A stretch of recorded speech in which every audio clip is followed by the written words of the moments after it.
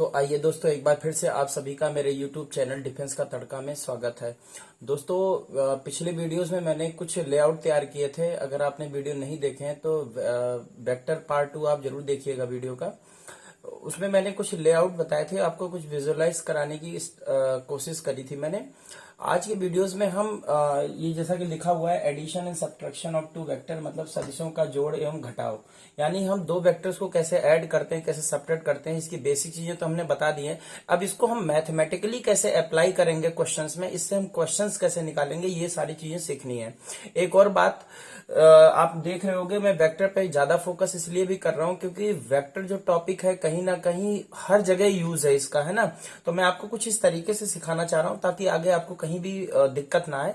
एक बार बेसिक चीजें क्लियर हो जाएंगी तो आगे हमें पढ़ने में चीजें आसानी होंगी, समझने में आसानी होगी। ठीक है, तो आइए वीडियो स्टार्ट करते हैं। और हमें साथ में आज एडिशन एंड सब्ट्रैक्शन ऑफ जो वेक्टर है इसको हमें दोनों को कनेक्ट करके पढ़ना है। देखिए, मैं आपसे एक चीज कहना चाह रहा हूं, कोई भी यूट्यूबर है चाहे कोई भी टीचर है, जो एडिशन या सब्ट्रैक्शन का जो तरीका है, जो नियम है, जो बेसिक लॉज हैं, वो कोई भी चेंज नहीं कर सकता। बस सबका तरीका थोड़ा चेंज हो जाता है, बाकी कुछ ऐसा नहीं है। हमें क्या करना है, हमें बेसिकली एयरफोर्स की हम जैसे कि तैयारी कर रहे हैं तो हमें क्वेश्चंस कुछ, हमें चीजों को इस तरीके से उलट फेर करके पढ़ना है ताकि हमें क्वेश्चन दिखे और उसका आंसर तुरंत निकले। मतलब कहने का मतलब ये है, विद इन 30 सेकेंड हमें आंसर मिलना ही मिलना चाहिए। तो इसके लिए आपको पहले बेसिक चीजें सीखनी पड़ेंगी, आपको ये समझनी पड़ेंगी कि कैसे ट्रिक्स वगैरह बन रही हैं। ठीक है, तो देखिए स्टार्ट करता हूं, आइए समझते हैं। तो सबसे पहले जैसा कि यहां पर हम देख सकते हैं, एक मान लीजिए एक वेक्टर ए है, जैसे सपोज करिए एक वेक्टर ए है और ये है आपका vector B. This is vector A and this is vector B. ठीक है, मान लेते हैं इन दोनों वेक्टर के बीच जो एंगल है यानी कोण है वो कितना है, थीटा है। अब अगर इन दोनों वेक्टर को जोड़ना है तो बड़ा सिंपल तरीका है, क्या करना है, ए रहा ए और बी को यहां शिफ्ट कर देंगे। इसके मैंने पिछले वीडियोस में सारी बातें बता दी हैं और यहां से इसको ज्वाइन कर देंगे और ये हमारा बन जाएगा vector A plus vector B. ठीक है, तो ये हो गया vector A plus vector B. अगर यहीं पर हम बात कर लें सब्ट्रैक्शन की तो देखिए ध्यान से, ये है आपका वेक्टर ए और ये है आपका वेक्टर बी। इन दोनों वेक्टर के बीच एंगल कितना है, तो ये एंगल है आपका थीटा। ठीक है, अब इसको अगर मुझे ऐड करना है, मतलब सब्ट्रैक्ट करना है, तो सब्ट्रैक्ट करने का मतलब ए माइनस बी करना है, यानी ए और माइनस बी को ऐड करना है। तो सबसे पहले मुझे ये देखना पड़ेगा ए और माइनस बी किस तरीके से जुड़ेंगे। तो आप यहां पे ऐसे समझ सकते हैं, this is a vector, vector A, and this is, ये है आपका बी वेक्टर, इस डायरेक्शन में है। तो इसको हम अपोजिट ले लेंगे तो इस तरीके से ये वेक्टर बी यहां आ जाएगा, जो कि माइनस बी वेक्टर इस तरीके से यहां आ जाएगा। अब माइनस बी वेक्टर यहां आ गया, लेकिन ए में मुझे जोड़ना है माइनस बी, तो माइनस बी को यहां शिफ्ट करना पड़ेगा, इसके टेल से ज्वाइन करना पड़ेगा ए के।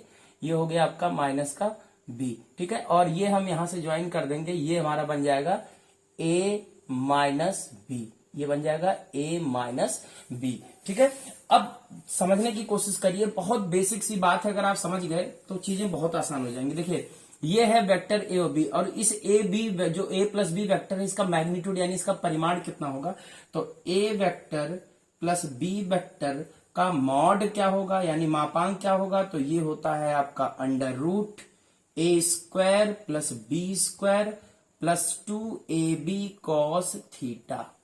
ठीक है, अच्छा यहां इस देखिए, अभी मैंने क्या बताया था, पिछले वीडियोस में मैंने इसके बारे में बताया कि a प्लस बी और a माइनस बी दोनों का मतलब एक ही, यानी a में b ऐड करो या a में माइनस बी ऐड करो, प्रोसीजर वही है। इसका ये मतलब हुआ कि a और b को जब ऐड कर रहे हैं तो a और b के बीच एंगल देख रहे हैं। अब a और माइनस b को अगर हम ऐड करेंगे तो a और माइनस b के बीच एंगल देखना है। तो बताइए, a और b के बीच एंगल थीटा है, तो a और माइनस b के बीच एंगल कितना है। एंगल देखने के लिए दोनों का टेल ज्वाइन होना चाहिए, देखिए यहाँ ज्वाइन है। तो बताइए, अगर ये थीटा है तो ये वाला एंगल कितना होगा, ये एंगल होगा 180 माइनस थीटा। इसका ये मतलब हुआ वेक्टर ए और माइनस बी वेक्टर के बीच एंगल कितना है, थीटा एंगल है। अब हम क्या करेंगे, इन दोनों वेक्टर्स के रिजल्टेंट यानी सब्ट्रैक्शन का रिजल्टेंट निकालेंगे। तो सब्ट्रैक्शन का रिजल्टेंट निकालने के लिए जहां पर इसमें थीटा यूज किया है, यहां पर हम क्या करेंगे 180 माइनस थीटा कर देंगे।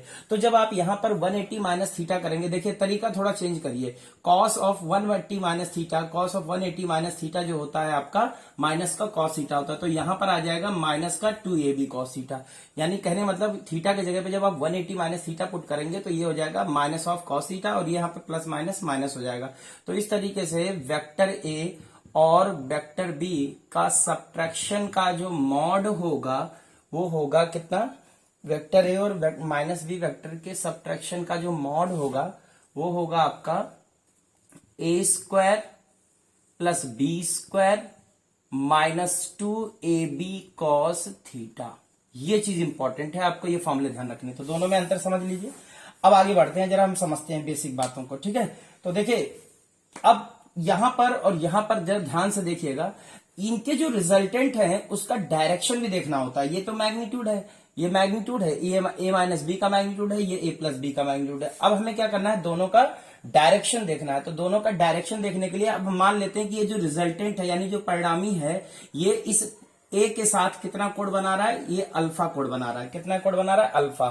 तो इसके लिए फॉर्मूला होता है tan alpha equal to B sine theta upon A minus B cos theta होता है। और यहां पर अगर हम कहें कि ये जो हमारा रिजल्टेंट है, ये जो परिणामी है ए माइनस बी, ये बना रहा है कितना कोण, अल्फा कोण। इधर मान लीजिए इधर अल्फा कोण ये बन रहा है, तो ये कितना अल्फा कितनी वैल्यू कितनी होगी। तो मैंने भी बताया था कि यहां पर जो थीटा है इसके लिए यहां पर 180 माइनस थीटा रिप्लेस करेंगे। तो B sine 180 minus theta, B sine 180 minus theta कितना हो जाएगा, tan alpha equal to B sine, sine of 180 minus theta होता है साइन थीटा, तो ऊपर तो पूरा B sine theta as it is रहेगा, नीचे डिवाइड बाई ए, ये यहां पे प्लस रहेगा आपका, ये हो जाएगा ए प्लस बी, और कॉस ऑफ 180 माइनस थीटा होता है माइनस का साइन थीटा, तो ये प्लस माइनस हो जाएगा माइनस, ये हो जाएगा बी कॉस थीटा। यहां तक कोई दिक्कत नहीं है आपको, आई थिंक, ठीक है। तो कहने का मतलब क्या है, ये डायरेक्शन के लिए यूज होते हैं। अब मैं आपको कुछ बातें बताना चाह रहा हूं, जरा ध्यान सुनिएगा। इसमें ए बी और थीटा की वैल्यू नोन होगी, आप वैल्यूज पुट करेंगे, सॉल्व करेंगे, कोई वैल्यू आएगी। जैसे मान लीजिए इसको हमने सॉल्व किया, सपोज फॉर एग्जांपल ये वैल्यू 1 आई, तो यानी इसका मतलब है tan अल्फा की वैल्यू कितनी होगी 1, यानी अल्फा कितना हो गया 45। यानी ये जो परिणामी है ये वेक्टर ए के साथ 45 डिग्री पर झुका हुआ है, यानी ये 45 डिग्री का कोण बना रहा है। एक बात का ध्यान रखें, ये जो अल्फा है ये अल्फा ए के साथ एंगल है। अगर मान लीजिए आप बी के साथ एंगल निकालना चाहते हैं तो आपको ज्यादा दिमाग नहीं लगाना है, आपको छोटा सा काम ये करना है कि एक बार अल्फा निकाल लिया और थीटा में से सब्ट्रैक्ट कर दिया, तो क्या निकल के आ जाएगा, थीटा माइनस अल्फा, वो बी के साथ एंगल कितना बना रहा है ये पता चल जाएगा। तो आई थिंक आपको बात समझ में आ गई होगी, कोई ऐसी दिक्कत है नहीं, है ना। तो अब समझते हैं, इसके आगे की चीज समझते हैं। ये हो गया। अब कुछ केसेस को जरा समझिए यहां पर, जो कि बहुत इंपॉर्टेंट है। देखिए जैसे अभी मैं सबसे पहले इसी एंगल में ही एक बात बता देता हूं, if A vector is equal to B vector, यानी ए वेक्टर और बी वेक्टर दोनों का मैग्नीट्यूड सेम है, ठीक है, तो यहां पर मैं मॉड लगाऊंगा, ठीक है। दोनों का अगर मैग्नीट्यूड सेम है, इसका मतलब वेक्टर ए का mod equal to vector B का मॉड, इसका मतलब ये हुआ ए इक्वल टू बी है। तो यहां पर ए बराबर जब बी रखेंगे तो ये आएगा आपका tan अल्फा इक्वल टू, ये हो जाएगा बी साइन थीटा अपॉन, नीचे क्या हो जाएगा B plus B cos theta. कहने का मतलब क्या है, ए के जगह पे मैंने बी रिप्लेस कर दिया, तो जब आप इसको सॉल्व करेंगे तो नीचे बी कॉमन आ जाएगा और इस तरीके से नीचे बचेगा, ऊपर बी से कट जाएगा, नीचे कॉमन जो बी आएगा और 1 प्लस कॉस थीटा हो जाएगा। तो इस तरीके से अगले स्टेप में क्या होगा, मैं डायरेक्ट लिखना चाह रहा हूं, आपको समझाना चाह रहा हूं, ध्यान सुनिएगा। यहां पर हो जाएगा, देखिए ध्यान सुनिएगा, ये हो जाएगा 1, बी कॉमन ले लिया और यहां से बी कैंसिल हो गया, तो ये हो गया 1 प्लस कॉस थीटा। करके देखिएगा कॉपी पे, है ना, वीडियो को पॉज करके, तो 1 प्लस कॉस थीटा। अब देखिए आप इसको हम एक काम कर सकते हैं, साइन थीटा को मैं ऐसे भी तो लिख सकता हूं 2 sine theta by 2 into cos theta by 2, ठीक है। इसी तरीके से कॉस को हम वो वाला फॉर्मूला लिखेंगे जिससे 1 कट जाए, तो ये हो जाएगा 2 cos square theta by 2 minus 1। तो इस तरीके से 1 से 1 कैंसिल हो जाएगा, नीचे बचेगा 2 कॉस स्क्वायर थीटा, नीचे क्या बचेगा 2 कॉस स्क्वायर थीटा बाई 2 बचेगा। तो यहां से 2 से 2 कैंसिल हो गया, एक कॉस से ये कॉस कैंसिल हो गया, क्या बचा sine theta by 2 upon cos theta by 2। Finally जब ये सॉल्व होके आएगा, आप करके देखिएगा, ये आएगा tan थीटा बाई 2। इस तरीके से जब हम अल्फा इस tan अल्फा बराबर tan थीटा बाई 2 कंपेयर करेंगे तो अल्फा की वैल्यू कितनी आएगी, थीटा बाई 2 आएगी। अल्फा की वैल्यू कितनी आएगी, थीटा बाई 2।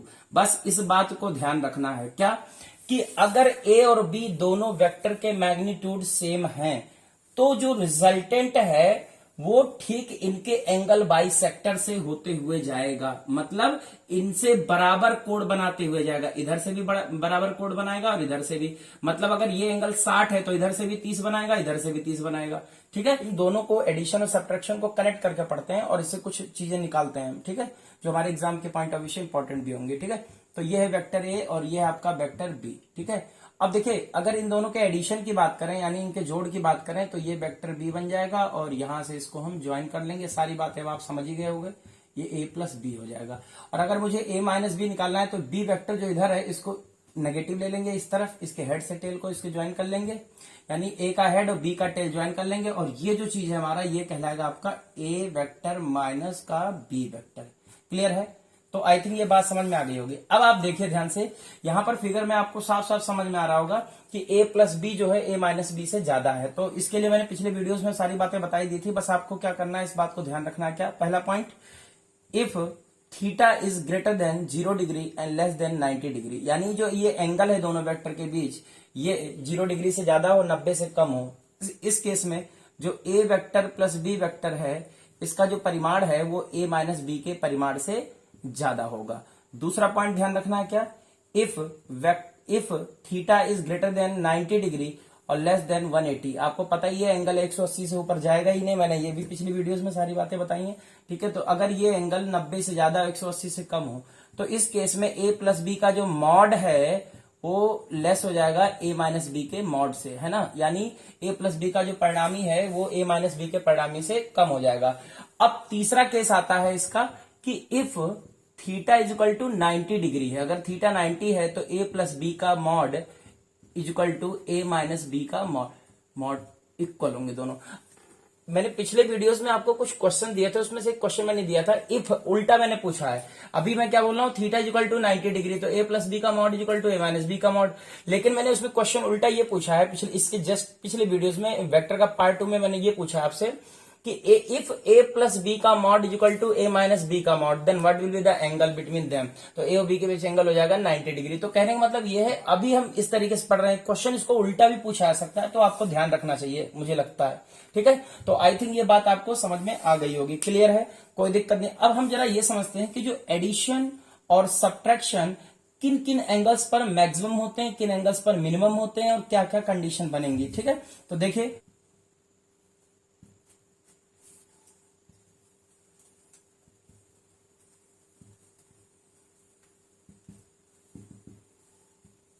पहला point, theta is equal to, अगर मैं 0 डिग्री लेता हूं तो क्या बनेगा रिजल्टेंट, देखिए ये हो जाएगा r इज इक्वल टू जो होगा वो होगा a प्लस बी। मैं यहां लिख देता हूं इस फॉर्मूले को।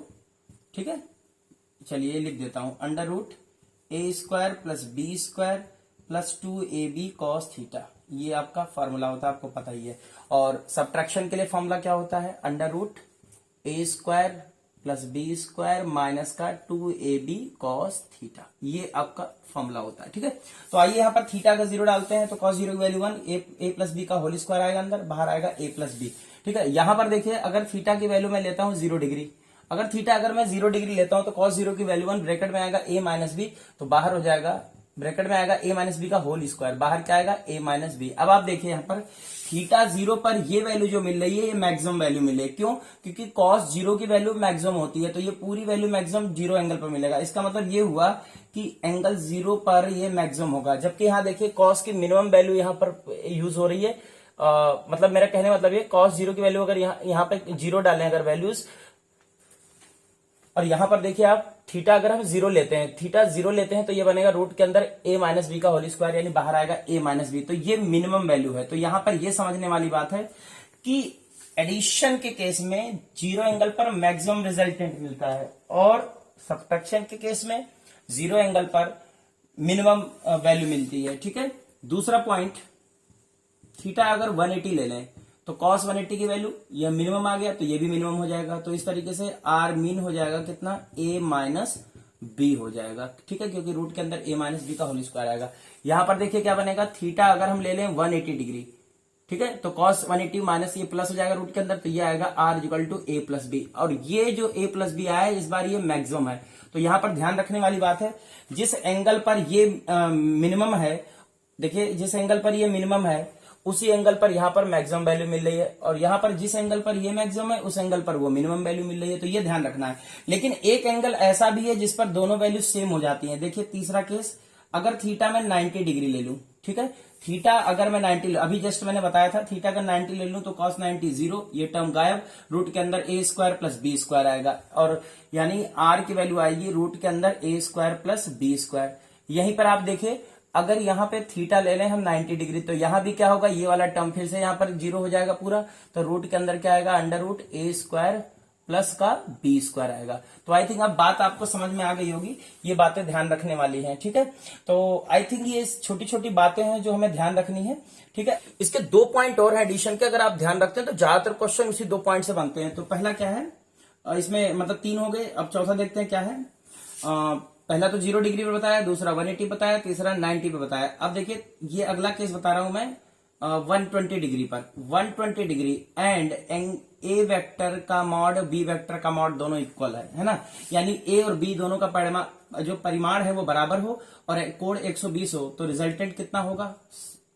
आप इसको जब सॉल्व करेंगे under root A square B square two A B, मैंने पिछले वीडियो में बताया था, तो ये डायरेक्ट याद रखना है, ये आर बराबर ए बराबर बी हो जाता है। मतलब अगर दो सदिश एक 120 कोण पर है और ए और बी दोनों के परिमाण बराबर हैं, तो उनका जो परिणामी होगा वो भी ठीक उन्हीं के बराबर हो जाएगा, यानी आर बराबर ए बराबर बी हो जाएगा। इसमें लैंग्वेज बना के क्वेश्चन पूछा था, ये भी मैंने पिछले वीडियोस के लास्ट में मैंने क्वेश्चन में दिए हैं ये इस पे, है ना। पांचवा है आपका थीटा की वैल्यू अगर मान लो 60 डिग्री ले लें और ए बराबर बी ले लें, तो इस केस में जो आप इसको सॉल्व करोगे तो आर जो होगा under root 3 times of A होगा या under root 3 times of B, यानी आइदर वेक्टर का मैग्नीट्यूड का अंडर रूट 3 टाइम्स हो जाता है। क्लियर है। तो ये मुझे लगता है डायरेक्ट याद होना चाहिए आपको।